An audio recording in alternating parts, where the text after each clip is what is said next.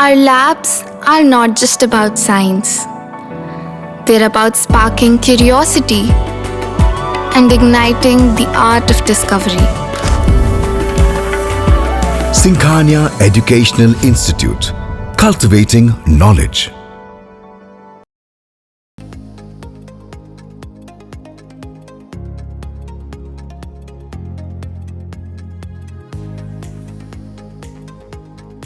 उत्तर प्रदेश में भाजपा की एक और बड़ी परीक्षा होगी। दूसरी तरफ समाजवादी पार्टी ने 2027 फतह करने के लिए अभी से विधानसभा की रिक्त सीटों पर होने वाले उपचुनाव को लेकर नजरें गड़ा दी हैं। वैसे तो लोकसभा चुनाव के दौरान रिक्त हुई 9 सीटों पर ही उपचुनाव होने का अंदेशा है, लेकिन अगर समाजवादी पार्टी अपने 6 बागी विधायकों की सदस्यता खत्म कराने में सफल रही तो यह उपचुनाव 15 सीटों पर भी हो सकता है। ऐसे में सरकार से लेकर संगठन तक एक बार फिर कसौटी पर होगा। दूसरी तरफ सपा की रणनीति इनमें से अधिक सीटें जीतकर 2027 के विधानसभा चुनाव के लिए चाल और तेज करने पर है। सूत्र बताते हैं कि उपचुनाव वाली सीटों पर सपा ने अभी से होमवर्क शुरू कर दिया है ताकि सत्तारूढ़ दल की संभावनाओं पर पानी फेरा जा सके।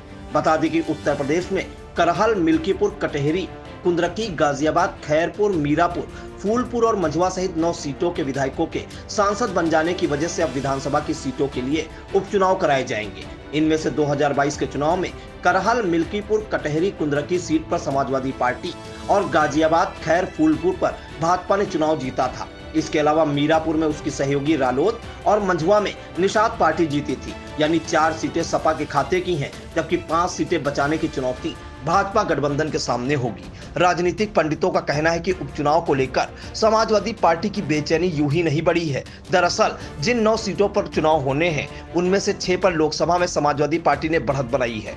इनमें भाजपा के कब्जे वाली खैर और फूलपुर सीट भी शामिल है। मंझवा में पार्टी केवल 1762 वोटों और मीरापुर में करीब 9000 वोटों से पीछे थी। ऐसे में समाजवादी पार्टी 8 सीटों पर अपने लिए संभावनाएं देख रही है। इतना ही नहीं, अतीत पर नजर डालें तो एकाध उपचुनाव को छोड़कर सपा को सफलता मिली है।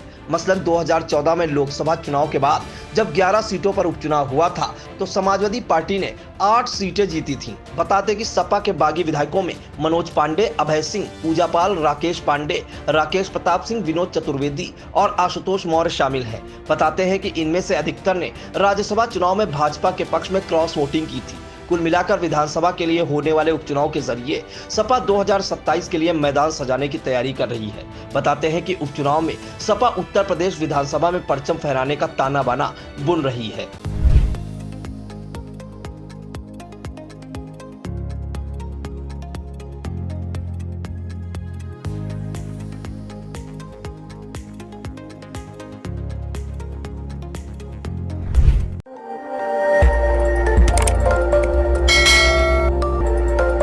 खबर आपकी, नजर हमारी। देखते रहिए आई इंडिया।